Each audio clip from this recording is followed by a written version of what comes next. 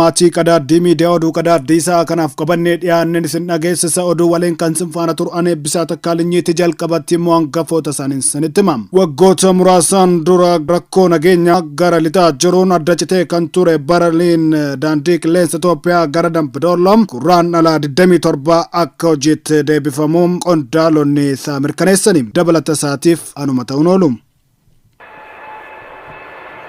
Daandiin Qilleensa Itoophiyaa Balalii gara Dambidoollootti waggootaaf adda citee ture wiixata guraandhala 27 2024 irraa jalqabuun deebisee eegaluuf qophii xumuruu BBC'tti hime. Tajaajilli Balalii xiyyaaraa gara Dambidoolloo adda citee ture wiixata dhufurraa eegaluuf akka ta'e kan BBC'f mirkaneessan qondaalli dhaabbatichaa obbo Solomon Indaale yoo ta'u, sababa tajaajilli Balalii daandii Qilleensa Itoophiyaa kunis adda cituu isaan wal qabatees hawaasni naannichaa yeroo dheeraaf komii dhiyeeffachaa turuun ni yaadatamaas jedhanii jiru. Qondaalli daandii Qilleensa Itoophiyaa obbo Solomon Balaliin